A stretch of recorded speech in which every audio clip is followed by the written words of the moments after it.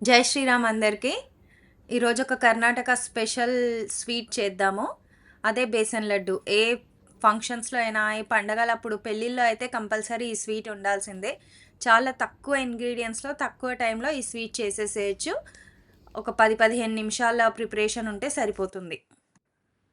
తక్కువ ఇంగ్రీడియెంట్స్‌తో అని చెప్పాను కదండీ! నిజానికైతే 3 ఇంగ్రీడియెంట్స్‌తో లడ్డూలు తయారైపోతాయండి.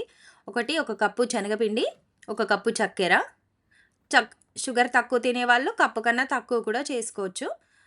సగం కప్పు నెయ్యి. సో, పాన్ ఆల్రెడీ కొంచెం వేడి చేసుకోవాలి.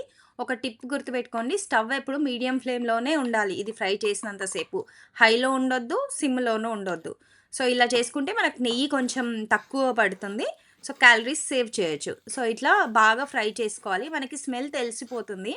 అండ్ కలర్ కూడా మనకి కొంచెం బ్రౌనిష్ కలర్, గోల్డెన్ బ్రౌనిష్ కలర్‌లో వస్తుంది శనగపిండి. మనకు తెలిసిపోతుంది స్మెల్‌తో.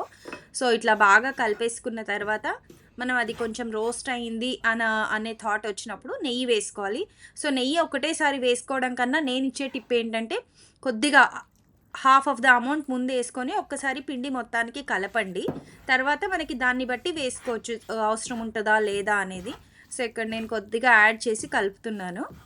అది దాని అవసరాన్ని బట్టి నాకు కొద్దిగా కావాలనిపిస్తుంది. బట్ చూద్దాం, కొద్దిసేపు కలిపిన తర్వాత యాడ్ చేద్దామా వద్దా డిసైడ్ చేయొచ్చు. నాకు తెలిసి ఇంకొద్దిగా కావాలి. సో, ఇంకొంచెం నెయ్యి యాడ్ చేస్తున్నాను నేను. కలిపేసిన తర్వాత ఈ బాగా స్మాష్ చేసేసేయాలి. ఎందుకంటే ఉండలు కట్టకుండా ఉంటుంది.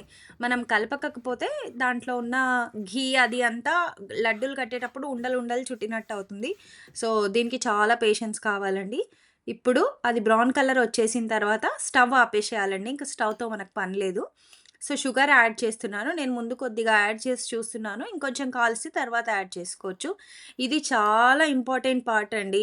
స్టవ్ ఆఫ్ చేసిన తర్వాత షుగర్ ఎయ్యగానే అది కొంచెం వార్మ్‌లో ఉన్నప్పుడే లడ్డూలు కట్టడం స్టార్ట్ చేసేసేయాలి మనం. కొద్దిగా లేట్ అయిందనుకోండి లడ్డూలు రావు. మళ్ళీ అప్పుడేంటి ప్రొసీజర్ అంటే, అది మళ్ళీ కొంచెం వెయిట్ చేయడం కానీ, కొంచెం నెయ్యి యాడ్ చేయడం కానీ చేయాలి. సో, ఇక్కడ నేను బాగా కలిపేస్తున్నా. షుగర్ మొత్తం దాంట్లోకి కలిసిపోయేటట్టు. లడ్డూలు స్టార్ట్ అయిపోయాయండి. కట్టేసినా. చేతులు కాలుతున్నాయి. బట్ ఏంటంటే నేను మా మా అమ్మ దగ్గర నేర్చుకున్న టెక్నిక్, పిండి ఎంత వేడిగా ఉన్నప్పుడు కడితే లడ్డూలు అంత స్మూత్‌గా వస్తాయి చూసారా? ఈజీగా కట్టేసాను. కాకపోతే మరీ అంత వేడిగా ఉన్నప్పుడు కట్టాల్సిన అవసరం లేదు. కొంచెం మరీ చల్లగా అయిపోకన్నా ముందు రూమ్ టెంపరేచర్ కన్నా కొద్దిగా వేడిగా ఉన్నప్పుడు లడ్డూలు స్టార్ట్ చేయాలి. చూసేసారా? అయిపోయాయండి మన లడ్డూలు. ఒకటి ఓపెన్ చేసి చూద్దామా?